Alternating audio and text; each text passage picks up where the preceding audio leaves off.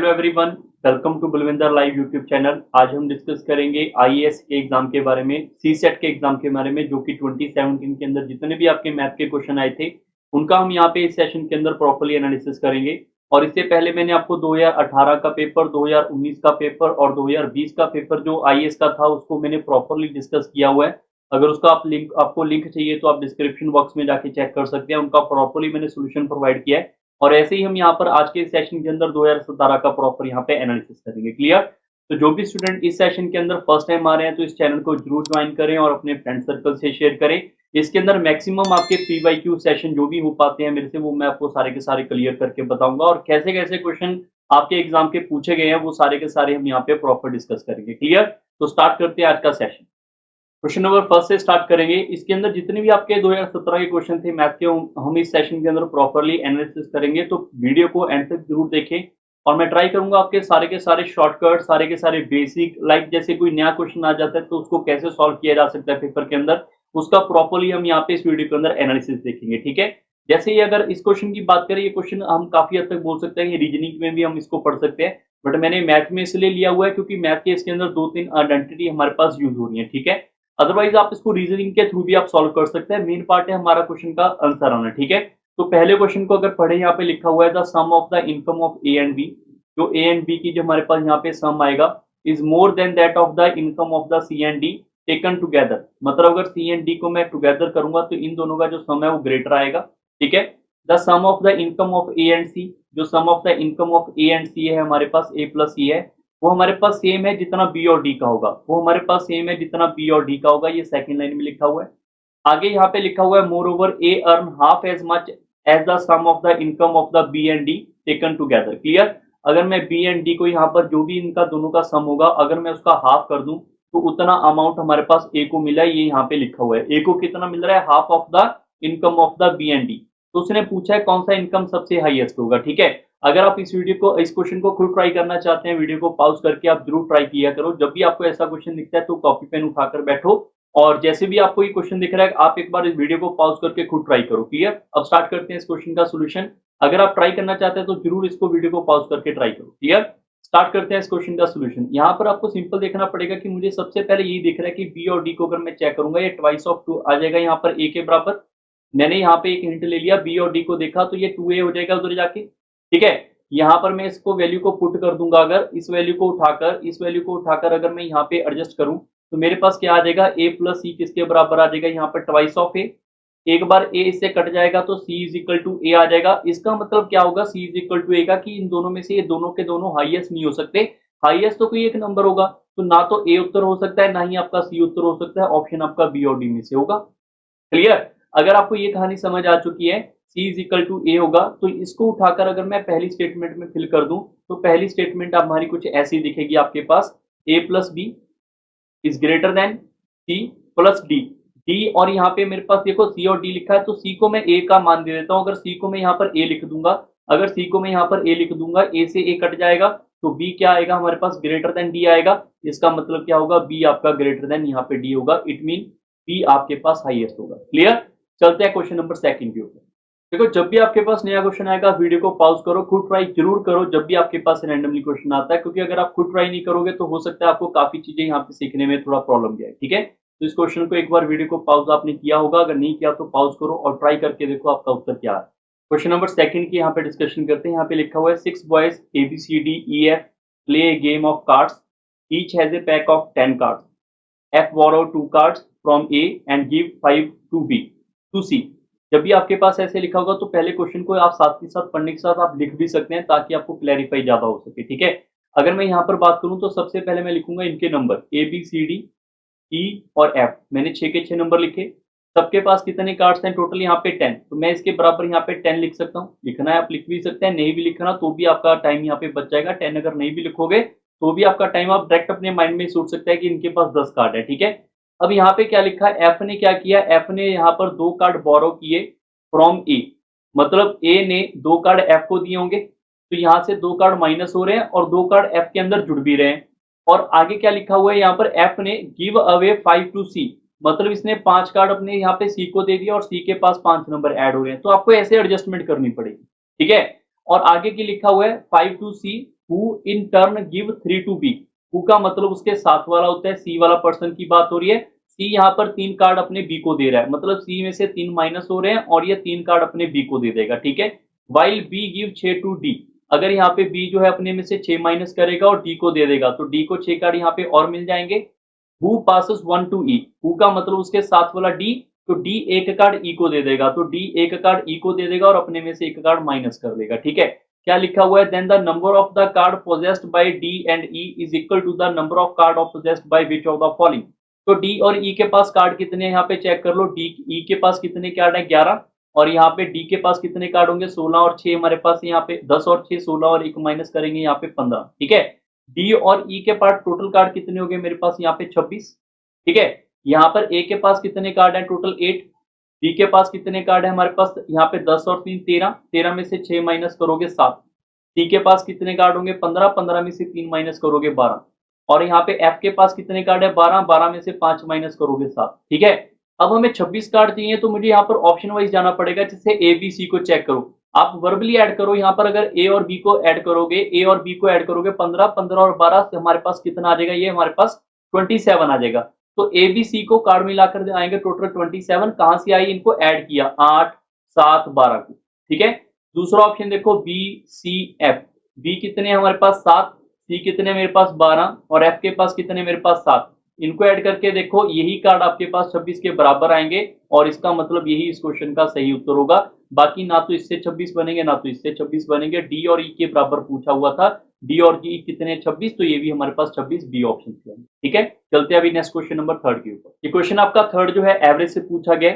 जब भी आपके पास एवरेज का कोई भी क्वेश्चन आता है एग्जाम के अंदर तो एक फॉर्मूला आपको याद होना चाहिए, एवरेज होती है किसके बराबर है, एवरेज होती है सम डिवाइड बाय नंबर। ये बात आप सारे बच्चे याद करके रखेंगे, रट के रखेंगे, ठीक है। अगर मैं बात करूं यहाँ पर average rainfall in the city for the first 4 days was recorded to be 0.40, ठीक है। अगर मैं पहले 4 दिन की बात करूं तो पहले 4 दिन की एवरेज कितनी है मेरे पास 0.40 इजिकल टू सम हमें नहीं पता और नंबर ऑफ डेज कितने 4, उसने लिखा हुआ है यहाँ पर फर्स्ट 4 डेज, ठीक है। उसने आगे क्या लिखा है, rainfall on the last 2 days was recorded was in the ratio 4:3, ठीक है।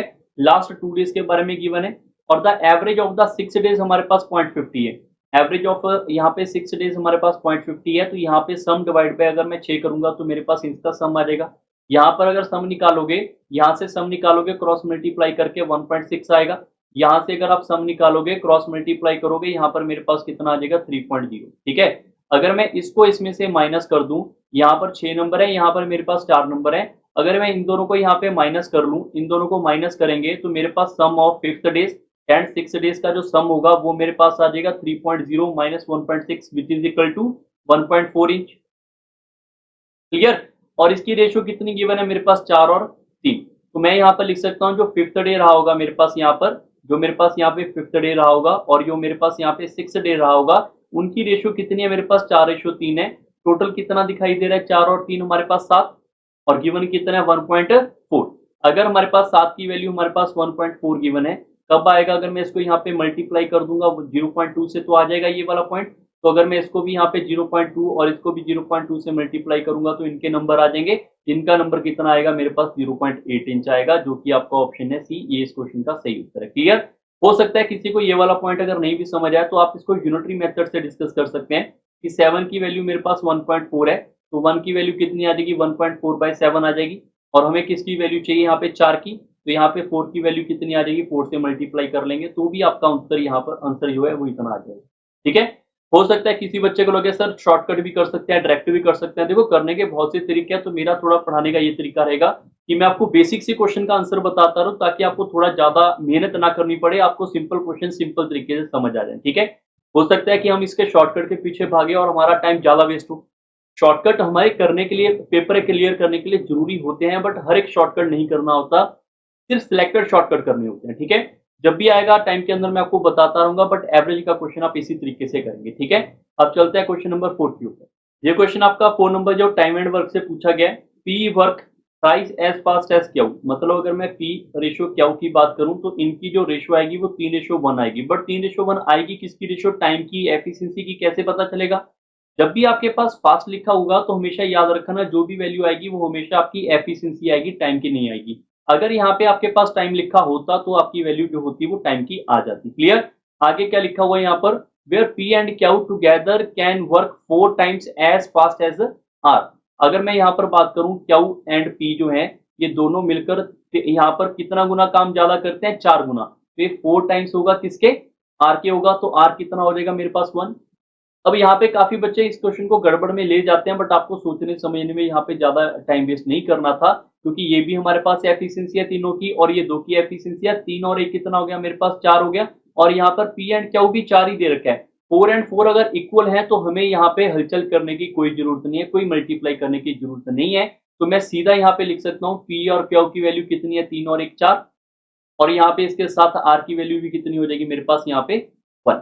ठीक है, क्योंकि 4 और 1 है और यहाँ पर पी और क्यू मेरे पास ऑलरेडी 4 है, तो ये 1 आ जाएगा डायरेक्ट। ठीक है, अगर हमारे पास ये 4 और 3 होते या 2 और 4 कुछ और वैल्यू होती तो हमें इसको मल्टीप्लाई करके कुछ ना कुछ बराबर करना पड़ता। ठीक है, और जो वैल्यू आपकी एफिशिएंसी की रेशो में आएगी, पैसे भी उसी रेशो में डिवाइड होते हैं। ये चीज आप सारे बच्चे ध्यान रखें, और यही इस क्वेश्चन का सही उत्तर है। ठीक है, क्या मैंने बताया, जो आपकी एफिशिएंसी की रेशो आएगी उसी रेशो में अर्निंग होती है, ये चीज आप याद रखें। ठीक है, क्वेश्चन नंबर 5 के ऊपर चलते हैं एक और। क्वेश्चन नंबर 5 आपका मॉड मीन मीडियन के ऊपर पूछा गया है कि अगर हमारे पास डिस्ट्रीब्यूशन जो है वो अगर सिमेट्रिक होगी तो हमारे पास क्या ये कंडीशन होगी, या फिर स्क्यू टू द राइट होगी तो हमारे पास ये कंडीशन होगी, या फिर नेदर सिमेट्रिक नॉट स्क्यूड होगी तो ये कंडीशन होगी या नहीं होगी। ठीक है, तो सबको मैं बता देता हूं। अगर यहाँ पर डिस्ट्रीब्यूशन अगर हमारे पास यहाँ पे सिमेट्रिक होती है, डिस्ट्रीब्यूशन अगर हमारे पास सिमेट्रिक होती है तो मीन हमारे पास जो होता है वो इक्वल होता है हमारे पास मीडियन के, और मीडियन इक्वल हो जाता है हमारे पास मोड के। तो इसलिए ये वाला ऑप्शन तो आपका कट हो गया। ठीक है, और ये भी ऑप्शन कट है क्योंकि हमारे पास यहाँ पर इसका उत्तर क्या होगा, ये होगा। ये भी इसका आंसर गलत है, ये आपका सही उत्तर है। ऐसा क्यों हुआ, इसके लिए आपको यहाँ पे स्टैट के बारे में थोड़ी बहुत नॉलेज जो है वो होनी जरूरी है। तो जब भी कभी मैं आपको फ्यूचर में कभी भी स्टैट पढ़ाऊंगा तो इसके मैं प्रॉपर आपको कंडीशन बताऊंगा, what is mean, what is median, इनके बारे में प्रॉपर डिस्कशन करेंगे। तो आपको ये लेफ्ट राइट सारा कुछ समझ वहां पे आ जाएगा। ठीक है, अभी के लिए सिर्फ इस क्वेश्चन को आप याद रख सकते हैं कि इसका आंसर डी होगा। क्लियर। क्वेश्चन नंबर 6 के ऊपर चलते हैं एक और। क्वेश्चन नंबर 6 आपका नंबर सिस्टम के ऊपर पूछा गया, और ये 2 डिजिट वाला क्वेश्चन हर साल सी सेट के एग्जाम में पूछा जा रहा है। तो जब भी कभी भी 2 डिजिट 3 डिजिट नंबर के अगर कहीं पे भी आपको क्वेश्चन मिलते हैं, उनको आप जरूर प्रैक्टिस करें सी सेट एग्जाम के लिए, बिकॉज इंपॉर्टेंट है। ठीक है, हर साल पेपर में 2 डिजिट 3 डिजिट और उनके रिवर्स के ऊपर ही क्वेश्चन पूछा जाता है। ठीक है, तो अगर मैं यहाँ पर एक 2 डिजिट की एक एग्जाम्पल ले लूँ आपके पास, यहाँ मान लो मैंने 2 डिजिट का एग्जाम्पल ले लिया 1 एंड 2। अगर मैं इनको रिवर्स कर दूंगा तो 2 और 1 हो जाएगा, 2 और 1 हो जाएगा। 2 और 1 अगर मैं यहाँ पर आपको बोल दूं कि यहाँ पर 12 है और इसका रिवर्स मैंने यहाँ पर 21 है, तो 12 को जब मैं 21 से डिवाइड करूंगा एक टाइम चला जाएगा यहाँ पे, तो यहाँ पे रिमाइंडर कितना आएगा मेरे पास, 9 आएगा। ठीक है, उन्होंने पूछा कि लार्जेस्ट पॉसिबल बताओ रिमाइंडर की क्या हो सकती है। हो सकता है काफी बच्चे इसको उत्तर लगा ले, बट ये उत्तर गलत होगा। क्यों, क्योंकि अगर मैंने कोई नंबर और सोच लिया, लाइक 23 सोच लिया, तो इसका जब मैं इन्वर्स करूंगा 23 को अगर मैं यहाँ पर इन्वर्स करूंगा 32 आ जाएगा, और ये एक टाइम जाएगा यहाँ पर, तो हो सकता है यहाँ पे भी आपको 9 रिमाइंडर दिखे। बट ये तभी आपका 9 रिमाइंडर आता है, यहाँ पर सारे बच्चे ध्यान रखें, तब आपके पास 9 रिमाइंडर आएगा जब इनका गैप जो है वो 1 होगा। इनका गैप होगा, जिनके मैं डिजिट की बात कर रहा हूँ, इनका गैप 1 होगा। अगर मैं यहाँ पर आपके पास कोई और नंबर ले लूँ, लाइक मैंने 24 ले लिया, ठीक है, अब आपको क्या दिख रहा होगा, गैप आपको 2 का दिख रहा है। 24 को अगर मैं इन्वर्स कर दूंगा तो 42 आएगा। 42 को अगर मैं इससे डिवाइड करूंगा एक टाइम चला जाएगा यहाँ पे 24। यहाँ पे देखो, अगर मैं इनका अगर मैं यहाँ पर माइनस लिखूंगा तो ये माइनस करने के बाद ये 18 आएगा। ठीक है, 18 रिमाइंडर। तो हो सकता है किसी बच्चे को लोग 18 है, 18 ऑप्शन में नहीं है, मतलब इससे भी ऊपर वाला आंसर होगा। ठीक है, तो मतलब कहने का ये हुआ, जितना मैक्सिमम से मैक्सिमम आप गैप ले सकते हो उतना ही आपका उत्तर होने के यहाँ पे चांसेस बन जाएंगे।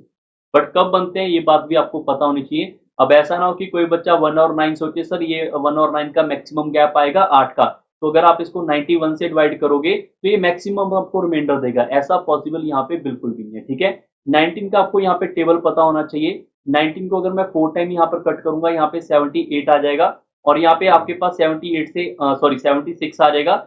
76 से जब आप इसको यहाँ पे माइनस करोगे तो रिमाइंडर आपके पास 15 आएगा, ऑप्शन में नहीं है। ठीक है, फिर आपको ऐसे ऐसे स्टेप आपको बढ़ाने पड़ सकते हैं। ठीक है, तो मेरा कहना यही कि आप सिर्फ अपनी मर्जी से नहीं, थोड़ा सा जो आप नंबर लेना चाहते हैं वो थोड़ा नंबर बड़ा सोचो, ताकि जब मैं डिवाइड करूं तो आपके पास रिमाइंडर भी एक बड़ा नंबर आए। ठीक है, मैं एक एग्जांपल लेकर बताता हूं, जैसे एक छोटा सा एग्जांपल लेते हैं ताकि आपको क्वेश्चन क्लियरली समझ आए। मैंने एक नंबर लिया यहाँ पे 13, इसका इनवर्स लिया मैंने यहाँ पे 31।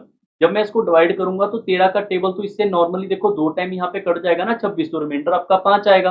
और अगर मैं ये नंबर 13 की बजाय थोड़ा और बड़ा ले लेता हूँ, यहाँ पर मान लो मैं 24 ले लेता हूँ, जो मैंने अभी लिया भी था 24, इसको 42 से डिवाइड करेंगे तो एक टाइम जाएंगे, यहाँ पर देखो 24 का टेबल आएगा, तो रिमाइंडर आपका थोड़ा सा बड़ा आ जाएगा यहाँ पे, ठीक है, 18 आएगा। और अगर मैं इससे भी एक बड़ा नंबर ले लेता हूँ, एक्सपोज मैंने 37 ले लिया, ठीक है, तो इसका इनवर्स कर लोगे 73, 37 का इनवर्स करोगे यहाँ पे 73, और ये 2 टाइम्स अगर मैं यहाँ पे इसको मल्टीप्लाई कर लूंगा तो कितना हो जाएगा, यहाँ पे 4 और यहाँ पर 1, तो ये 2 टाइम तो जा ही नहीं रहा, ये 2 टाइम नहीं जाएगा, यहाँ पे 1 टाइम ही जाएगा, तो यहाँ पे आप 37 लिखोगे, तो इसका रिमाइंडर चेक करो, 13 में से आप 7 माइनस करोगे 6, और यहाँ पे से आप माइनस करोगे 26, तो रिमाइंडर 26 आएगा फिर।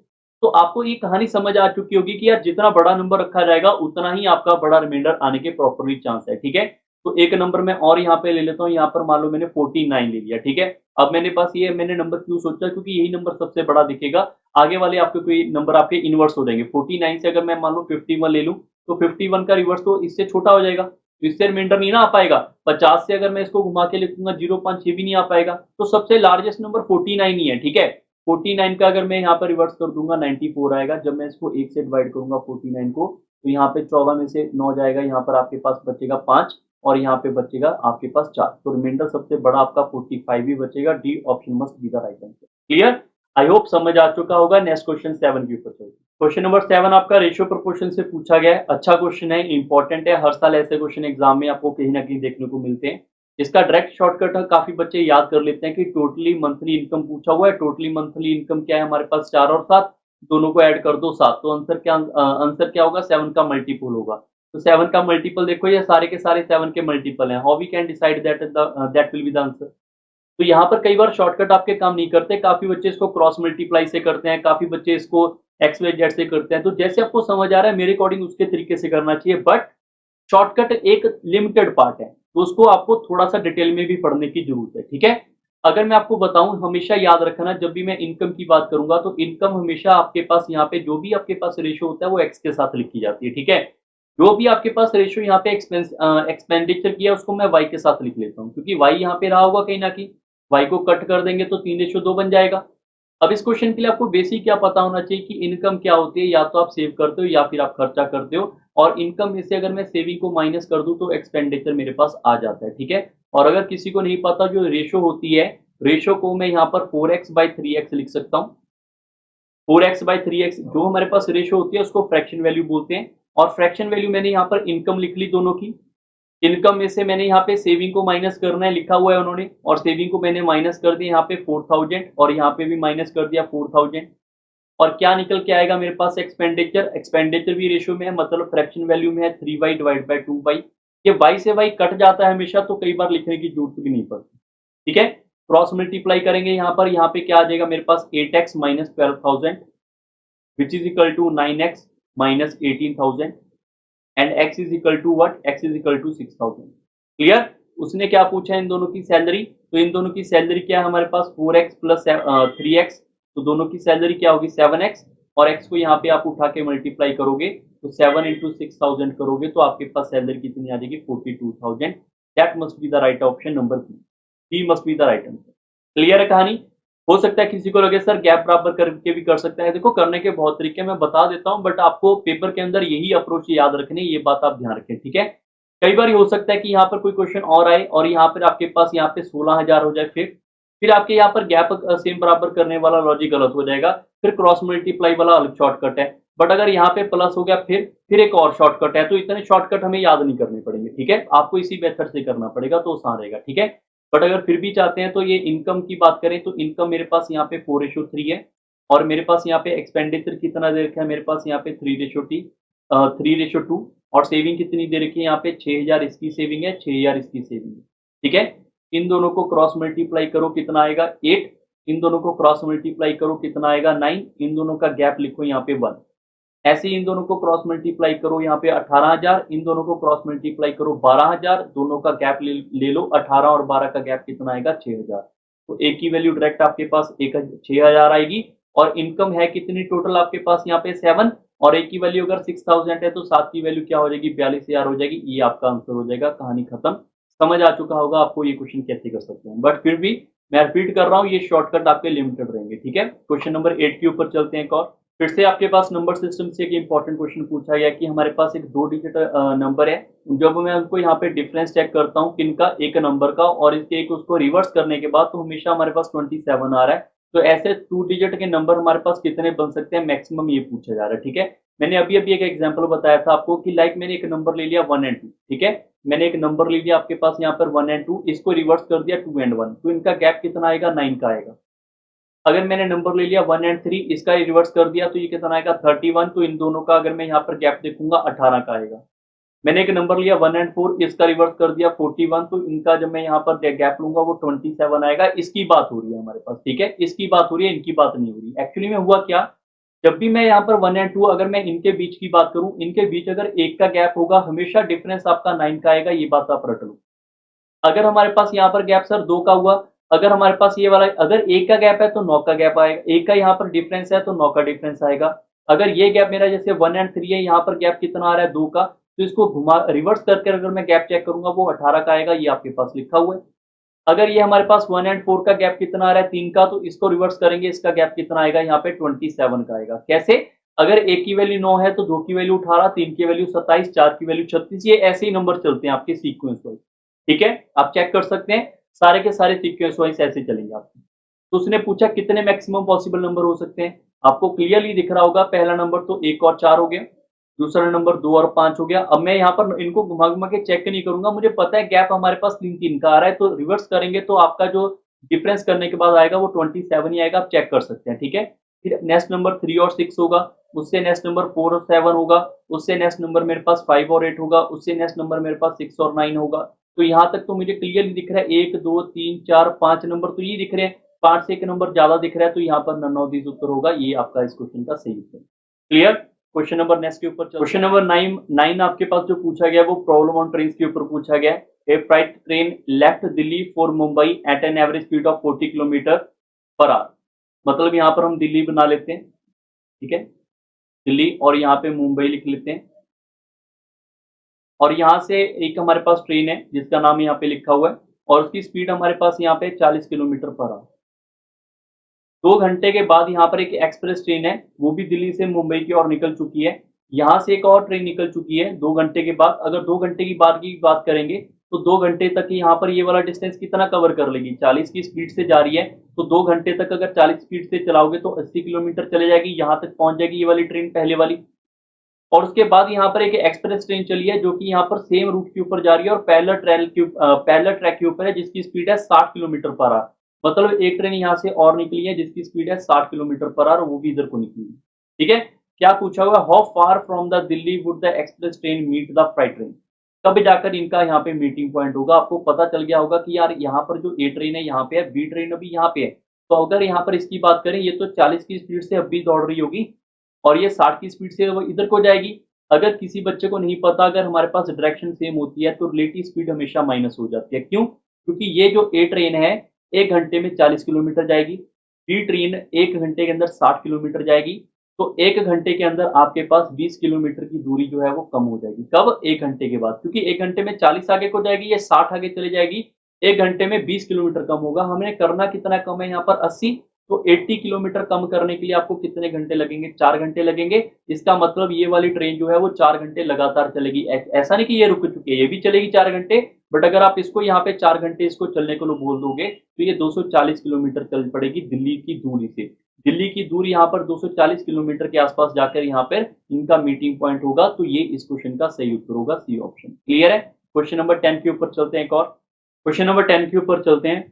What is the total number of digits printed if a book containing 150 page is to be numbered from 1 to 150? अगर हम यहाँ पर किसी बुक के अंदर अगर नंबरिंग करेंगे तो पहले अगर मैं सिर्फ एक आपको एग्जांपल दे देता हूँ। जैसे फर्स्ट पेज के अंदर मैं यहाँ पर 1 टाइप करूंगा, सेकंड पेज के अंदर 2, थर्ड, 4, फिफ्थ, 6, 7, 8, 9। यहाँ पर मैंने 9 आपके पेज जो टाइप किए हैं, इनके लिए मुझे सिर्फ एक डिजिट की जरूरत पड़ेगी। तो मैंने एक डिजिट को 9 बार प्रेस किया तो मुझे यहाँ पे 9 डिजिट प्रेस करने पड़ेगी। इसके आगे क्या होगा, इसके आगे अगर मैं यहाँ पर 1 प्रेस करूंगा फिर यहाँ पे 0 प्रेस करूंगा, तभी तो पेज नंबर 10 टाइप होगा। और 10 टाइप करने के लिए मुझे यहाँ पे 2 डिजिट प्रेस करने पड़ेंगे, पहले 1 फिर यहाँ पे 2, ऐसे ही यहाँ पर फिर 1 फिर यहाँ पे 2, फिर यहाँ पर 1 फिर यहाँ पे 2, ये अप टू सॉन यहाँ पे कितनी बार आएगा, 99 पेज तक आएगा। तो कितने टोटल मेरे पास ये पेज हो जाएंगे, 90 पेज हो जाएंगे। और 2 डिजिट मुझे यहाँ पे चाहिए हर एक 90 बार, तो मुझे यहाँ पर 180 डिजिट और चाहिए, 180 डिजिट मुझे और चाहिए। इसके आगे क्या होगा, जब मैं यहाँ पर 100 पेज टाइप करूंगा तो मुझे यहाँ पर एक पेज, एक डिजिट, 2 डिजिट, 3 डिजिट, फिर इसके आगे एक डिजिट, 2 डिजिट, 3 डिजिट, फिर एक डिजिट, 2 डिजिट, 3 डिजिट। तो ऐसे ऐसे करके मुझे यहाँ पर 150 तक मुझे 3-3 डिजिट चाहिए। तो यहाँ से लेकर यहाँ पर आपको चेक करना पड़ेगा how many page are there. तो देयर आर 51 पेज, जो कि 3-3 डिजिट के होंगे। जब आप इसको मल्टीप्लाई करोगे यहाँ पे आ जाएगा 5 और ये आ जाएगा मेरे पास यहाँ पर 15। और इतने मुझे यहाँ पे डिजिट चाहिए, सबको ऐड कर लो। 9 और यहाँ पे 5 को ऐड कर लोगे, यहाँ पर हमारे पास 3 आएगा, सॉरी लास्ट में मेरे पास यहाँ पे 3 आएगा, ठीक है। 3 इंटू 1 करेंगे, लास्ट में 3 रहेगा। तो यहाँ पे 9 और 3 कितना हो जाएगा, 2, 1 कैरी जाएगा, 1 एंड 8 9, 9 एंड 5 कितना हो जाएगा, 4, 1 कैरी जाएगा यहाँ पे 3। तो how many digit we require, 342, that is the right answer. Clear. चलते हैं क्वेश्चन नंबर 11 के ऊपर। क्वेश्चन नंबर 11 के अंदर पूछा गया there are 4 horizontal and 4 vertical line. तो हॉरिजॉन्टल लाइन के बारे में आपको पता होना चाहिए। हॉरिजॉन्टल लाइन हमारे पास कुछ ऐसी होती है और 4 हमारे पास वर्टिकल लाइन, 1 2 3 4, और सारी की सारी इक्वल डिस्टेंस है और पैरेलल टू ईच अदर है। तो हमसे पूछा गया कितने मैक्सिमम में रेक्टेंगल एंड स्क्वायर यहाँ पे बना सकता हूँ, ठीक है। अगर मेरे पास यहाँ पे 4 मेरे पास यहाँ पे हॉरिजॉन्टल लाइन है और यहाँ पे 4 मेरे पास वर्टिकल लाइन है, तो अगर मैं यहाँ पर इसको ऐसे ड्रॉ कर दूं, यहाँ पर 1 2 3 4, तो यहाँ पर कुछ ऐसे सिस्टम बन पाएगा। अब यहाँ पर काफी बार बच्चों के दिमाग में आता है सर यही हमारे पास आंसर हो जाएगा, इतना आंसर होगा। नो, हमें यहाँ पर ये हमसे स्क्वायर एंड रेक्टेंगल काउंटिंग के बारे में नहीं पूछा जा रहा, जो कि आपका एक रीजनिंग का टॉपिक है। हमसे ये पूछा जा रहा है कि यहाँ पर आपसे बताओ कि मैक्सिमम रेक्टेंगल कितने बनाए जा सकते हैं। रेक्टेंगल आप यहाँ पर देखो, सिंपल एक छोटी सी एग्जाम्पल आपको मैं बता देता हूँ। जैसे मैंने यहाँ पर 1 2 3 4 मैंने यहाँ पे उठाया और 4 लाइनों में से मैंने 2 कोई भी उठा ली, 1 और 2। मैं इन चारों में से कोई भी 2 सिलेक्ट कर रहा हूँ, ठीक है। और 4 मेरे पास वर्टिकल है, 1 2 3 4, इनमें से भी कोई भी मैं 2 लाइन उठा लेता हूँ, 1 और 2, तो मेरे पास ये एक रेक्टेंगल बनेगा, ठीक है। ये मेरे पास रेक्टेंगल बनेगा। और अब की बार मैं ये वाली रेक्टेंगल, ये वाली लाइन उठा लेता हूँ, इस वाले को माइनस कर देके मैं यहाँ पर बना लेता हूँ, तो ये भी एक रेक्टेंगल बनेगा। तो ऐसे करके कितने रेक्टेंगल एंड स्क्वायर बन सकते हैं। तो हमारे पास 4 यहाँ पे हॉरिजॉन्टल लाइन है, उनमें से मुझे कितने सिलेक्शन करने पड़ेंगे, 2। और 4 ही मेरे पास वर्टिकल लाइन है, वहां से मुझे सिलेक्शन करने पड़ेंगे 2। जब काम होगा सिलेक्शन का, हम कॉम्बिनेशन का यूज करते हैं और इनको करेंगे मल्टीप्लाई। क्लियर। और यहाँ पर फॉर्मूला आपको आना चाहिए एनसीआर का, which is equal to N का फैक्टोरियल, आर का फैक्टोरियल, यहाँ पे क्या आएगा, एन माइनस आर का फैक्टोरियल, ठीक है। यहाँ पर फॉर्मूला लगाओगे, यहाँ पे 4 का फैक्टोरियल, यहाँ पे क्या आएगा 2 का फैक्टोरियल, यहाँ पे क्या आएगा 4 माइनस 2 का फैक्टोरियल, मल्टीप्लाई बाय यहाँ पे आएगा 4 का फैक्टोरियल, यहाँ पे आएगा 2 का फैक्टोरियल, यहाँ पे आएगा 4 माइनस 2 का फैक्टोरियल। अब जब आप इसको सिंप्लीफाई करोगे, ये होगा 4 into 3 into 2 factorial divide by 2 का फैक्टोरियल। यहाँ पे भी आप इसको सिंप्लीफाई करोगे, 2 का फैक्टोरियल है तो 2 इंटू 1, क्लियर।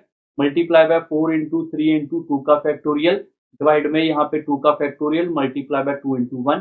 2 का फैक्टोरियल तो आपस में कट गया और ये हमारे पास यहाँ पे 2 टाइम कट जाएगा और ये भी 2 वाला इधर ही कट कर देते हैं। यहाँ पर क्या बचा 3 और ये बचा मेरे पास 12। 12 इंटू 3 करेंगे, कितना उत्तर आ जाएगा, सीधा सीधा 36।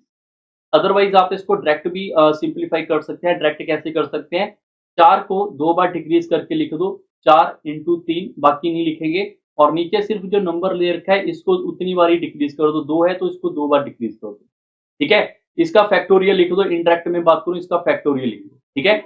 मल्टीप्लाई बाय, जैसे 4 है, 4 को 2 बार यहाँ पे डिक्रीज करेंगे, 4 इंटू 3, नीचे 2 का फैक्टोरियल 2 इंटू 1, इसको डायरेक्ट सिंप्लीफाई करोगे तो आंसर आपका 36 आ जाएगा। ये आपका डायरेक्ट फॉर्मेट है अगर इस फॉर्मूले का हमने कोई सिंप्लीफिकेशन करना है, शॉर्टकट करना है। क्लियर।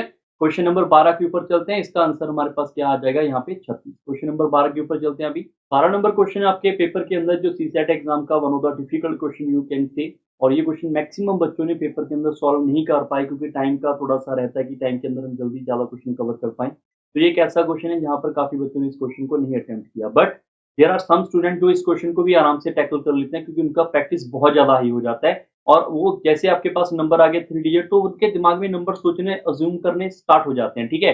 अगर आपके पास 3 डिजिट नंबर है, सबसे पहली बात की तीनों के यहाँ पे लिखा है all the 3 digit are different, like यहाँ पे 113 नहीं होना चाहिए, ये 11 हमारे पास सिमिलर हो गया, ऐसा नंबर नहीं।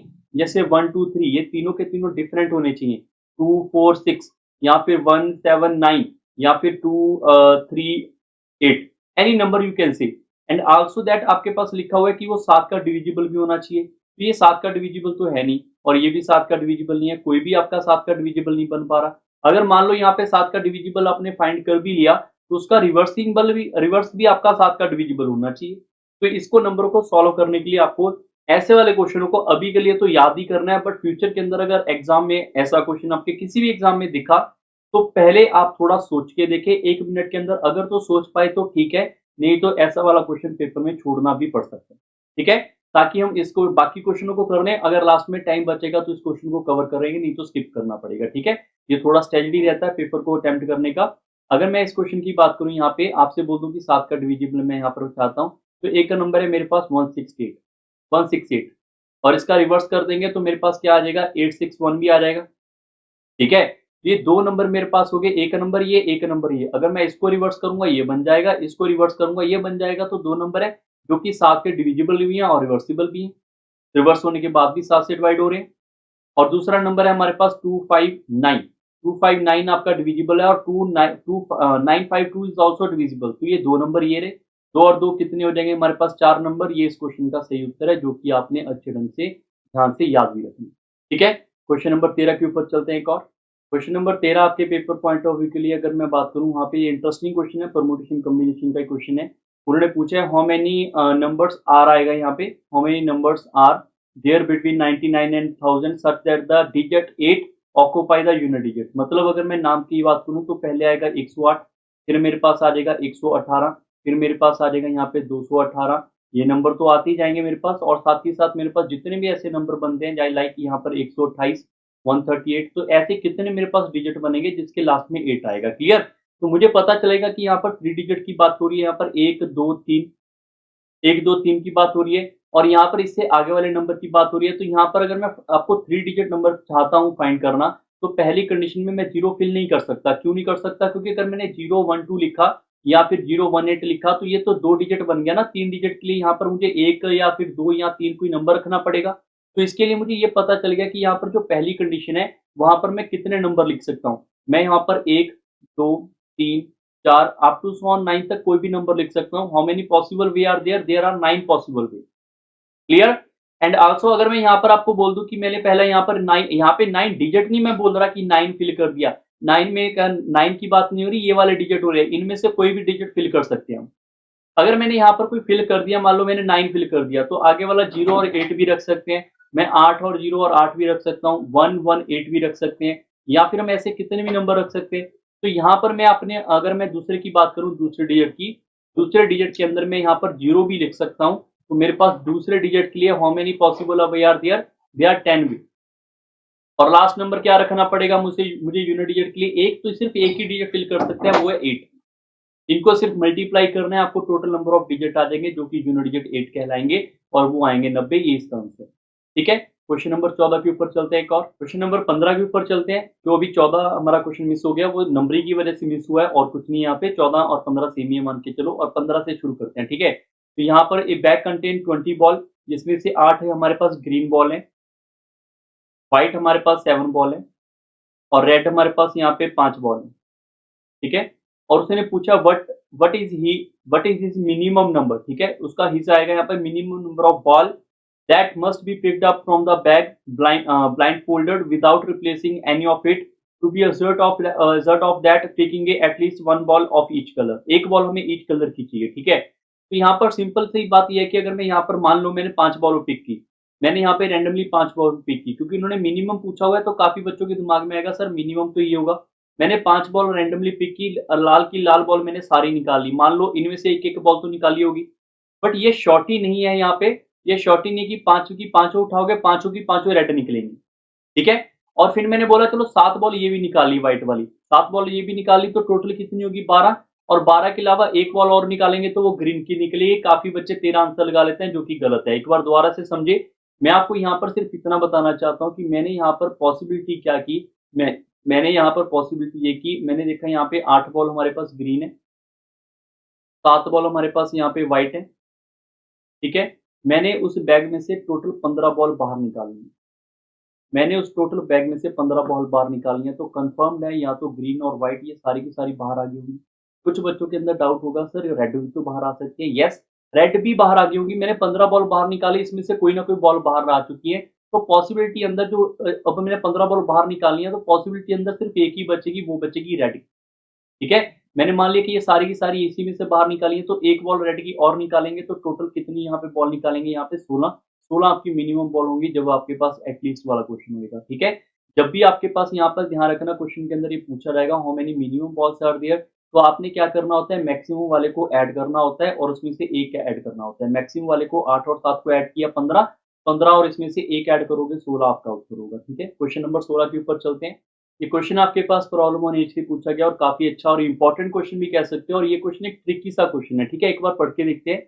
The age of the mister X last year was the square of any number and it would be the cube of the number next year, what is the least number of years must he must wait for his age to become the cube of the number again. ठीक है, मतलब उसकी कोई ऐसी हमने यहाँ पर उम्र मानी है, जो भी मिस्टर एक्स है उसकी उम्र हम एक्स मान लेते हैं। अगर मैं उसकी उम्र यहाँ पे एक्स मान लेता हूँ, अगर मैं उसकी यहाँ पर एक्स मान लेता हूँ, उसने क्या बोला है यहाँ पर कि लास्ट ईयर वो किसी स्केयर का नंबर है, मगर अगर मैं इसमें से एक नंबर माइनस कर लूंगा तो ये किसी का स्केयर होगा, किसी नंबर का यहाँ पे स्केयर नहीं, किसी नंबर का स्केयर रूट होगा, क्योंकि वो स्केयर बना हुआ है किसी का। ठीक है, और अगर इसमें मैं एक नंबर ऐड कर देता हूँ, एक नंबर मैं बढ़ा देता हूँ, तो क्यूब बन जाता है वो, तो किसी का भी हमारे पास क्यूब रूट होगा। तो हमें ये नंबर ढूंढना है कि नंबर क्या होगा, तो नंबर आप यहाँ पे काउंट करना स्टार्ट करो, जैसे कि स्केयर भी बनता हो और क्यूब भी बनता हो, और उसके बीच में वाला एक नंबर आपने ढूंढना था, जो कि यहाँ पे 26 होगा। इस पर्सन की उम्र कितनी होगी, 26 होगी। एक साल पहले 25 होगा, जो कि 5 का स्केयर है। एक साल के बाद ये आपके पास 27 होगा, जो कि 3 का क्यूब है। तो ये आपको दिमाग में रखना है कि अभी उसकी उम्र 26 है। तो उसको यहाँ पे नेक्स्ट क्यूब आने के लिए, अब आपको पता है 3 का क्यूब ये होता है, तो आगे वाला नंबर 4 का क्यूब 64 होगा। तो उसको नेक्स्ट क्यूब आने के लिए उसको कितना वेट करना पड़ेगा, अभी 38 ईयर्स का वेट करना पड़ेगा। यही इस क्वेश्चन का उत्तर है। क्लियर है? क्वेश्चन नंबर 17 के ऊपर चलते हैं। एक और क्वेश्चन नंबर 17 आपके पास जो पूछा गया है वो आपके एवरेज टॉपिक से पूछा गया। अगर आपको नहीं पता कॉन्जिक्यूटिव ऑड इंटीजर या कॉन्जिक्यूटिव नंबर्स के बारे में, तो इसके बारे में थोड़ा सा डिस्कशन मैं आपको बता देता हूँ। अगर पेपर के अंदर कभी भी आपसे बोल दिया जाए कॉन्जिक्यूटिव नंबर, तो हमेशा याद रखना कॉन्जिक्यूटिव नंबर आपके पास होते हैं वो जिनका गैप आपका एक एक का होता है। ठीक है, गैप आपका एक एक का होता है, और ये कहीं से भी शुरू हो सकते हैं, लाइक 11, 12, 13, 14 से भी शुरू हो सकते हैं। ठीक है, ये हमारे पास कौन से होंगे, कॉन्जिक्यूटिव नंबर होंगे, नॉर्मल कॉन्जिक्यूटिव नंबर। अगर बोल दिया जाए कॉन्जिक्यूटिव इवन नंबर बताओ, कॉन्जिक्यूटिव इवन नंबर बताओ, तो यहाँ से शुरू कर लो 2, 4, 6, 8, 10। ठीक है, जिनका गैप दो दो का होगा। और ये दो से नहीं, ये जरूरी नहीं है ये 12, 14, 16, 18 से भी शुरू हो सकता है। गैप आपका दो दो का होना यहाँ पे जरूरी है, गैप आपका दो का होना जरूरी है सीरीज के अंदर। ठीक है, जिसको आप एपी सीरीज भी बोल देते हैं, वो वाला पार्ट। और कॉन्जिक्यूटिव हमारे पास जो ऑड नंबर होंगे, ऑड नंबर कौन से होंगे, लाइक 1, 3, 5, 7, 9, ये आपके पास हो सकते हैं। और 1 1 आप इसके आगे भी लिख सकते हैं, 1 1 नंबर। ठीक है, अगर आपको नहीं पता जो कॉन्जिक्यूटिव नंबर होते हैं, तो कॉन्जिक्यूटिव नंबर होते हैं जो इनकी एवरेज होती है, उसके फॉर्मूले का शॉर्टकट आपको दो तीन पता होने चाहिए। एक तो होता है first number plus last number divide by to. वैसे तो एवरेज का फॉर्मूला हमारे पास क्या होता है, हमारे पास सम डिवाइड बाय नंबर होता है, बट एक फॉर्मूला ये भी होता है, average is equal to first number plus last number divide by two. और एवरेज का एक फॉर्मूला हमारे पास और होता है कॉन्जिक्यूटिव नंबर के लिए, वो होता है मिडिल टर्म। ये आपको पता होना चाहिए, जिसको हम मीन भी बोल देते हैं। ठीक है, तो अगर इसका मैं मीन देखूंगा तो हमारे पास मिडिल टर्म ये आएगा, इसका मीन हमारे पास 16 आएगा, इसका मीन हमारे पास 15 आएगा। ठीक है, अभी यहाँ पर आप इसके अंदर अप्लाई करके देखो, उसने बोल दिया यहाँ पर टोटल 13 मेरे पास कॉन्जिक्यूटिव नंबर हैं, जो कि ऑड इंटीजर्स हैं, ऑड कॉन्जिक्यूटिव नंबर्स हैं। तो उसके अंदर 39 हमारे पास मीन है, जो पहले 5 नंबर रहे होंगे, पहले 5 नंबर रहे होंगे 1, 2, 3, 4, 5। अगर उनका मीन 39 है तो मिडिल नंबर 39 होगा। और उनका अगर यहाँ पे दो नंबर, यहाँ पर ध्यान रखो, अगर ऑड नंबर दे रखा है, ऑड नंबर दे रखा है, तो यहाँ पर गैप दो दो का होगा, तो दो नंबर बढ़ा लो, आगे ये 41 रहा होगा, ये 43 रहा होगा, ये हमारे पास 37 रहा होगा, ये मेरे पास 35 रहा होगा।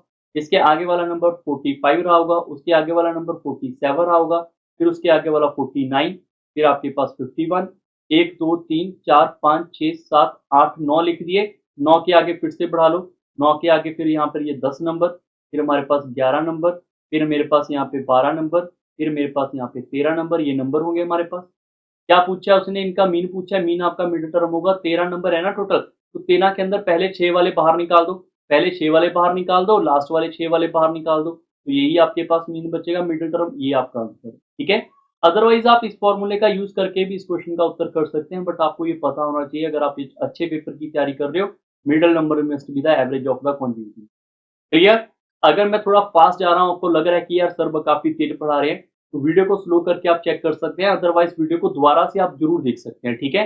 मेरा थोड़ा यही रहता है तरीका कि अगर मैं थोड़े शॉर्ट टाइम के अंदर आपको नॉलेज जो ज्यादा प्रोवाइड करवा सकूं, तो मैं कोई भी इधर उधर की बात नहीं करता, मैं सीधा आपको कंटेंट बता रहा हूँ कि ये क्वेश्चन आए हैं, इसको ऐसे कवर किया जा सकता है, ठीक है। तो ये सारे बच्चे ध्यान रखना प्रॉपरली, थोड़ा फास्ट में जरूर जाऊंगा, ठीक है। नेक्स्ट क्वेश्चन नंबर 18 के ऊपर चलते हैं। क्वेश्चन नंबर 18 के ऊपर चलते हैं। यहाँ पे लिखा हुआ है, two boys and two girls are to be arrange in a row so that the girls are not next to the each other, how many possible arrangement are there, ठीक है। यहाँ पर अगर बात करें, बॉयज यहाँ पर बिठा लेते हैं और लड़कियों को यहाँ पे बिठा लेते हैं। अगर यहाँ पर इनको एक साथ हमने नहीं बिठाना, तो हमें यहाँ पर इसका एक छोटा सा प्रोसेस आना चाहिए, जिसको हम एक शॉर्टकट भी बोल सकते हैं। जैसे हमारे पास टोटल अरेंजमेंट क्या हो सकती है, टोटल अरेंजमेंट वैसे हो सकते हैं कि लड़की और यहाँ पर जो बॉयज होंगे जैसे मर्जी बैठ सकते हैं, ठीक है। तो उनके लिए अरेंजमेंट का फॉर्मूला क्या होता है, 4 का फैक्टोरियल। 4 पर्सन है, 1 2 3 4, इनको जैसे मर्जी बिठा सकते हैं यहाँ पे, क्लियर। और अगर मैं टोटल अरेंजमेंट से माइनस कर दूं यहाँ पे किसको, गर्ल्स टुगेदर को, गर्ल्स टुगेदर को अगर मैं माइनस कर दूं, तो ऑटोमेटिकली मेरा आंसर क्या आएगा, टोटल अरेंजमेंट से गर्ल्स टुगेदर को माइनस करेंगे तो आंसर क्या आएगा, not next to each other आएगा, girls not sitting each other, ठीक है। ये कहानी समझ आ रही है सबको। अगर अगर मैं यहाँ पर ऐसा बिठाना चाहता हूँ, तो लड़की यहाँ पर बॉयज होगा, यहाँ पर गर्ल्स होंगी, यहाँ पर बॉय होगा, या फिर यहाँ पे बॉय होगा, यहाँ पे बॉय होगा, यहाँ पे गर्ल्स होंगी, ठीक है। तो अरेंजमेंट कितने की होगी, यहाँ पे अरेंजमेंट बॉयज की हो सकती है, और इनका एक ग्रुप काम करेगा, जो कि एक अलग आपका पार्ट बन जाएगा, है तो 2 पर्सन, बट एक ग्रुप की वजह से काम करेगा। तो टोटल कितनी अरेंजमेंट होगी यहाँ पे, 3 का फैक्टोरियल। मल्टीप्लाई हमेशा करेंगे, अगर मैं गर्ल्स को आपस में शफल करूं, इस लड़की को इधर बिठाऊं, इसको इधर बिठाऊं, तो उसको मुझे अलग से मल्टीप्लाई करना पड़ेगा, और इनको माइनस करेंगे, आपका आंसर आ जाएगा girls are not sitting to each other. और 4 का फैक्टोरियल क्या होता है, 4 इंटू 3 इंटू 2 इंटू 1, और ये हमारे पास कितना हो जाएगा, 3 इंटू 2 इंटू 1, और ये हमारे पास कितना हो जाएगा, 2 इंटू 1। जब सिंप्लीफाई करेंगे, ये कितना आएगा 24, और ये कितना आएगा 12, तो आंसर क्या आएगा 12। ये इस क्वेश्चन का सही उत्तर है, C option, clear. Question number 19 के ऊपर चलते हैं। क्वेश्चन नंबर 19 हमारे पास लिखा है, if there is a policy that 1/3 of the population of a community has migrated every year from one place to some another place, what is the leftover population of that community after the 6 year, okay, after the 6 year, if there is a no further growth in the population during this period, मतलब 6 साल के बाद उसकी population में क्या effect पड़ेगा। अब यहाँ पर आपको 1/3 का आपको मतलब थोड़ा सा पता होना चाहिए। अगर मैं बात करूं, 3 में से 1 पार्ट आपके पास यहाँ पे जा रहा है, तो बचा कितना रिमेनिंग, 2/3 पार्ट। 2/3 पार्ट कितनी बार बचा यहाँ पे, 6 साल बार बचा, वो 6 साल लगातार ऐसा होता रहा। तो 2 की पावर 6 कितना होता है, 64, डिवाइड बाय 3 की पावर 6 कितना होता है, 7 to 9। तो ये आपका उत्तर होगा। अभी आपकी ग्रोथ को इतना आपको मल्टीप्लाई करना पड़ेगा, तो आपका आंसर बन सकता है। मतलब क्या होगा इसका, अगर मान लो हमारे पास किसी भी कंट्री या स्टेट की पॉपुलेशन होती, तो उसको हम यहाँ पे मल्टीप्लाई कर देते, तो रिमाइंडर आपके पास निकल के आ जाता, ठीक है। क्वेश्चन का आंसर क्या होगा यहाँ पे हमारे पास, बी ऑप्शन। ये आपके परसेंटेज टॉपिक या रेशियो प्रोपोर्शन से आप कंपेयर कर सकते हैं, दोनों से किसी से भी कंपेयर करके आंसर फाइंड कर सकते हैं, ठीक है। क्वेश्चन नंबर 20 के ऊपर चलते हैं। क्वेश्चन नंबर 20 आपके पेपर पॉइंट ऑफ व्यू से बहुत अच्छा क्वेश्चन पूछा गया था। There are 3 pillar X Y Z. यहाँ पे मैं एक पिलर बना लेता हूँ, एक पिलर का नाम यहाँ पे एक्स, दूसरे पिलर का नाम यहाँ पे वाई, तीसरे पिलर का नाम हमारे पास जेड, विद डिफरेंट हाइट। यहाँ पे छोटी बड़ी हाइट हो सकती है। There are 3 spider A B C. यहाँ पर ए स्पाइडर होगा, यहाँ पे बी स्पाइडर होगा, और यहाँ पे सी स्पाइडर होगा, ठीक है। और यहाँ पे इन्होंने क्लिम्ब करना स्टार्ट कर दिया पिलर्स के ऊपर। इन वन चांस, एक limb X at 6 centimetre but slip down 1 centimetre. मतलब इसको अगर ए वाले को चांस मिले, तो ए वाला एक चांस के अंदर यहाँ पे 6 सेंटीमीटर ऊपर जाएगा, और 1 सेंटीमीटर स्लिप करेगा, तो ओवरऑल 5 सेंटीमीटर ही ऊपर जा पाएगा। और ऐसे अगर बी की बात करें, बी हमारे पास यहाँ पे 7 सेंटीमीटर ऊपर जाएगा, 3 सेंटीमीटर नीचे आएगा, तो बी हमारे पास 4 सेंटीमीटर ऊपर जाएगा एक चांस के अंदर। ये हमारे पास एक चांस के अंदर 5 सेंटीमीटर ऊपर जाएगा। और सी हमारे पास 6.5 सेंटीमीटर ऊपर जाएगा, 2 सेंटीमीटर नीचे आएगा, तो ये हमारे पास 5.5 सेंटीमीटर ही ऊपर जा पाएगा। तो हर एक बंदे को यहाँ पे टोटल 40 चांस मिले उसको टॉप के ऊपर आने के लिए। तो उसने पूछा कि हाइट बताओ शॉर्टेस्ट पिलर की क्या होगी। आप सभी बच्चे बताओ, यहाँ पर अगर मैं बोल दूं शॉर्टेस्ट, तो यही जाएगा। क्यों, क्योंकि हर एक चांस के अंदर ये 5 जाएगा, ये 4.5 जाएगा, और ये 4 सेंटीमीटर ही ऊपर जा पाएगा। तो काफी बच्चे क्या करते हैं कि 4 सेंटीमीटर एक बार में जा पाता है, और एक बार में जाएगा, तो यहाँ पे 40 बार जाने के लिए इसको 40 बार जाने के लिए 160 सेंटीमीटर जाना चाहिए इसको। तो काफी बच्चे इसकी वजह से 160 वाला ऑप्शन ढूंढते हैं, आंसर नहीं मिलता उनको। तो ये आंसर आपका बिल्कुल गलत होगा, ध्यान रखना। क्यों, आंसर आएगा कौन यहाँ पे, सबसे स्मॉलेस्ट जो शॉर्टेस्ट पिलर होगा कौन सा, y, जिसके ऊपर b चलेगा। क्यों चलेगा मैंने अभी भी बताया, क्योंकि a जो है वो यहाँ पर हमारे पास 5 सेंटीमीटर ऊपर जा रहा है, और जो y हमारे पास b जो है वो यहाँ पर आपके पास 4 सेंटीमीटर ऊपर जा रहा है, जो c है वो 4.5 ऊपर जाएगा, तो हमारे पास सबसे शॉर्टेस्ट तो b जाएगा, ये तो क्लियर है। अब कहानी क्या आएगी, जो हमारे पास यहाँ पे 40 चांस मिलेंगे, तो मैं 40 नहीं, 40 में से एक नंबर माइनस कर लूंगा, 40 में से एक नंबर माइनस कर लूंगा, इनको सिर्फ 39 चांस देंगे। और अगर 39 चांस के अंदर ये 4 सेंटीमीटर हर बार जो है बी वाला ऊपर जाएगा, क्यों, क्योंकि ये 7 सेंटीमीटर ऊपर जाके 3 सेंटीमीटर स्लिप करता है, तो यहाँ पे टोटल जो डिस्टेंस है वो कितना ऑक्यूपाई कितना कवर हो जाएगा हमारे पास यहाँ पे 39 इंटू 4 करोगे कितना आएगा हमारे पास यहाँ पे 156 ऊपर चला जाएगा। अब हमारे पास क्लिम्ब यहाँ पे था, तो यहाँ पर ये जहाँ पे भी पहुंचा होगा यहाँ पे कहीं पे पहुंचा होगा, क्योंकि 39 तक तो इसने यहाँ पे जाना है। अभी इसने एक जंप और करना है, और एक जंप करके ये टॉप के ऊपर आ जाएगा, तो एक जंप जब अप करेगा तो 7 सेंटीमीटर ऊपर जाता है, तो 7 सेंटीमीटर इसमें ऐड कर दो, तो नेक्स्ट जंप के अंदर ये 163 सेंटीमीटर आके यहाँ पे इसके ऊपर टॉप में बैठ जाएगा। जब टॉप में बैठ जाएगा तो उसके पास स्लिप करेगा ही नहीं, तो स्लिप करेगा या नहीं करेगा उससे कोई लेना देना नहीं है, उसने टॉप के ऊपर पूछा था, टॉप उसका यहाँ पर 163 के ऊपर रहा होगा, इसका मतलब ये बी ऑप्शन आपका सही रहा। क्लियर, एक बार वीडियो को आप दोबारा रिकॉर्डिंग से इस क्वेश्चन को समझिए, काफी अच्छा क्वेश्चन था। क्वेश्चन नंबर 21 के ऊपर 21 नंबर क्वेश्चन जो है ये आपका प्रॉफिट लॉस का बेसिक क्वेश्चन है। गोपाल ने यहाँ पर एक मोबाइल जो है यहाँ पे बाय किया और उसको सॉल्व कर दिया राम को। मान लो गोपाल ने जो बाय किया होगा मोबाइल वो 100 रुपए का बाय किया होगा, और इसका 10% प्रॉफिट के ऊपर राम को इसने सेल कर दिया, तो इसका 100 का 10% 10 होगा, तो राम को इसको 110 रुपए का बेच दिया। राम ने क्या किया, कुछ टाइम के बाद इसको यह फोन अच्छा नहीं लगा और उसने यहाँ पे बैक इसको वापस कर दिया गोपाल को एट 10% लॉस। तो यहाँ पे राम ने 10% डिस्काउंट के ऊपर दे दिया कि तुमने 10% प्रॉफिट है तो यहाँ पे 10% लॉस के ऊपर मुझे वापस कर सकते हो। तो इसका 10% लॉस करेंगे तो यहाँ पर 110 का अगर मैं 10% निकालूंगा तो कितना आएगा 11। तो राम ने गोपाल को 99 का वो बेच दिया। मतलब अगर मैं गोपाल की बात करूं, गोपाल को यहाँ पे 100 वाली चीज इसने यहाँ पे दी थी, और इसने यहाँ पे 99 की इसको वापस मिल रही है, ठीक है।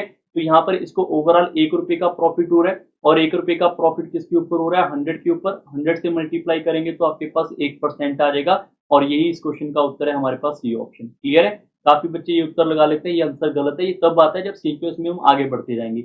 ये तो वापिस आ गया, जब वापिस आ जाएगा तो गेन हो जाएगा इसको, ठीक है। क्वेश्चन नंबर 22 के ऊपर चलते हैं। क्वेश्चन नंबर 22 आपका एवरेज से पूछा गया क्वेश्चन है। आप इसको एवरेज से आराम से सॉल्व कर सकते हैं। अगर मैं बात करूं आपके पास एवरेज के लिए, तो एवरेज क्या होता है हमारे पास, सम डिवाइड बाय नंबर। तो सम किसके बराबर होगा हमारा, एवरेज इनटू नंबर, ठीक है। तो अगर हमारे पास यहाँ पे टोटल 9% है, अगर 9% है, इसको मैं इसकी एवरेज से मल्टीप्लाई करवा दूं यहाँ पे 50 से, अगर एवरेज को नंबर से मल्टीप्लाई करवा देंगे तो 9 नंबर का सम आ जाएगा सीधा। और 9 नंबर का सम आने के बाद यहाँ पर आप चेक करो, अगर 5% है, 5% को अगर मैं 45 से मल्टीप्लाई करवा दूं तो पहले 5 नंबर का सम आएगा। ऐसे ही 5 नंबर जो लास्ट वाले बच गए, इनको अगर मैं यहाँ पे 55 से मल्टीप्लाई करवा दूं तो इनका भी सम आएगा। मैंने सबका सम निकाल लिया, इसका भी सम और इसका भी सम, इसका भी सम, ठीक है। जब मैं इन दोनों को सम को ऐड करूंगा तो मुझे यहाँ पे ऐड करने के बाद पता चल जाएगा यहाँ पर टोटल 10 नंबर हो गए। यहाँ पे टोटल 10 नंबर हो गए, बट है कितने थे यहाँ पे 9 नंबर। ऐसा इसलिए हुआ यहाँ पर क्योंकि अगर मैं यहाँ पर नंबरिंग करूँ, यहाँ पे 1 2 3 4 5 6 7 8 9, जब मैंने पहले वाले 5 देख लिए, 1 2 3 4 5, जब मैंने पहले वाले 5 नंबर देख लिए तो इनका सम यहाँ पे आएगा। और लास्ट वाले जब मैंने यहाँ पे 5 नंबर देख लिए तो इनका सम यहाँ पे आएगा। तो यहाँ पर मुझे एक चीज पता चली, जो ये 5th नंबर है ये 2 बार काउंट हो गया। 5th नंबर 2 बार काउंट होने की वजह से ये प्रॉब्लम आ रही है, ठीक है। तो अगर मैं 10 नंबरों को 9 नंबर में से ना माइनस कर दूंगा, ये 10 नंबर हो गए ना हमारे पास, 10 नंबरों को 1 2 3 4 5 6 7 8 9, अगर मैं ऊपर वालों को इसमें से माइनस कर दूंगा, सारे नंबर कट जाएंगे और 5वां नंबर आपका एक बार बच जाएगा। और एक बार बचेगा कैसे, जब मैं इसको यहाँ पर इसमें से माइनस कर दूंगा, तो 9 इंटू 50 करना था, और यही इस क्वेश्चन का उत्तर बन जाएगा, ठीक है। कैलकुलेशन जरूर है, बट आप जब इसको कैलकुलेशन में करोगे तो आपका आंसर बहुत जल्दी से आ जाएगा। इसको सिर्फ आपने सिंप्लीफाई करना है और आपका आंसर आ जाएगा यहाँ पे 50, ठीक है। एक तो तरीका ये रहेगा। दूसरा तरीका क्या हो सकता है, अगर आप शॉर्टकट से करना चाहते हैं, मैं फिर से कह रहा हूँ shortcut just a limited part, her question में नहीं लगाया जा सकता, बट जहाँ पे होगा मैं आपको बताता जाऊंगा, ठीक है। जैसे हमारे पास यहाँ पे टोटल 9 नंबर है, उनकी एवरेज कितनी है 50, और यहाँ पे पहले 5 नंबर है, उनकी एवरेज है 45, और लास्ट के 5 नंबर है, उनकी एवरेज कितनी है मेरे पास यहाँ पे 55। क्लियर। अगर मैं बात करूँ यहाँ पे हमारे पास यहाँ पर जो 5 नंबर है, यहाँ पर आप चेक कर लो, यहाँ पर आप चेक कर लो, इनकी एवरेज कितनी कम हो रही है -5, कितनी बार, 5 बार, तो 5 से मल्टीप्लाई कर लो, ओवरऑल -25 आएगा। यहाँ पर आपके पास कितना इसका एवरेज बढ़ रहा है, यहाँ पे +5 कितनी बार, 5 बार, तो इसको 5 से मल्टीप्लाई कर लो, ओवरऑल 25 नंबर बढ़ जाएंगे। जब आप इन दोनों को ऐड करोगे, ये कट जाएंगे तो 0 आएगा। अगर ये 0 आएगा तो यही आपका फिफ्थ नंबर होगा, ये बात आपको ध्यान में रखनी है। फिफ्थ नंबर क्या आएगा, 50 आएगा, सीधा उत्तर आ जाएगा इसका।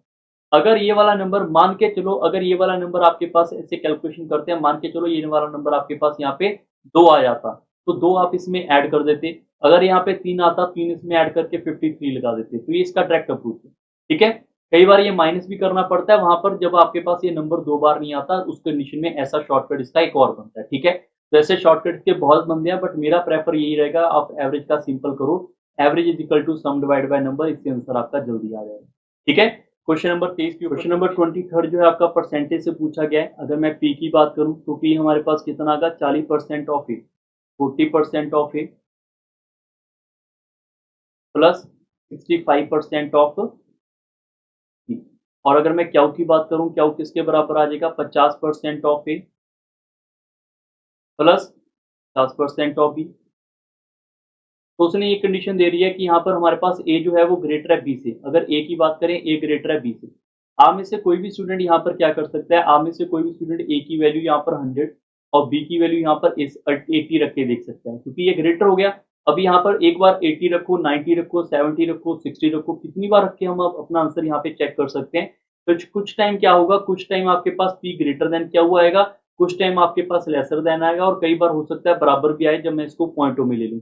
तो हम इनकी वजह से कोई कंक्लूजन नहीं निकाल पाएंगे, इसका मतलब डी ऑप्शन आपका सही रहेगा, इससे हमारा कोई भी आंसर नहीं आ सकता। ठीक है, ये आपका सही answer. Question number 24, question number 25 के ऊपर चलते हैं। There is a milk sample with 50% water in it. अगर मिल्क एंड वाटर की बात करेंगे तो ये 50% और 50% मतलब 50-50 लीटर के होंगे। तो उसने बोल दिया 1/3 of this milk is added to the equal amount of pure milk. Equal amount मतलब यहाँ पे मिल्क एंड वाटर की यहाँ पे क्वांटिटी कितनी है हमारे पास, टोटल 100। तो अगर मैं इसके अंदर मिल्क को यहाँ पर प्योर मिल्क को भी 100 को ही ऐड कर दूं, 100 को ऐड कर दूं, तो टोटल क्वांटिटी कितनी हो जाएगी मेरे पास, 200 लीटर की। और यहाँ पे प्योर मिल्क ऐड हो रहा है, तो मिल्क वाली पार्ट में ऐड होगा, तो यहाँ पर अगर मैं इसके अंदर मिल्क ऐड करूंगा तो मिल्क कितना हो जाएगा मेरे पास 150, और ये कितना हो जाएगा मेरे पास यहाँ पे 50। ये वाला हमारे पास कितना हो जाएगा यहाँ पे 50। ठीक है, यहाँ पर ये मिल्क कितना होगा 150, वाटर कितना होगा 50, टोटल कितना होगा 200। ये हमारे पास मिल्क है, ये वाटर है अकॉर्डिंग टू द क्वेश्चन। और उन्होंने पूछा वाटर की परसेंटेज बताओ, वाटर कितना है हमारे पास 50 आउट ऑफ 200, आउट ऑफ 200 और मल्टीप्लाई बाय 100 करेंगे परसेंटेज निकालने के लिए, तो 25% का रहा होगा वाटर। पहले कितने परसेंट वाटर था हमारे पास 50, अब कितना हो गया हमारे पास 25, तो कितने का ड्रॉप हुआ यहाँ पे 25% का। ये इस क्वेश्चन का सही उत्तर है। क्लियर, आई होप आपको ये 25 के 25 क्वेश्चन समझ आए होंगे। मिलेंगे जल्दी रीजनिंग के पार्ट के अंदर, तब तक वीडियो को लाइक करें एंड शेयर करें। Bye bye, take care and thank you everyone.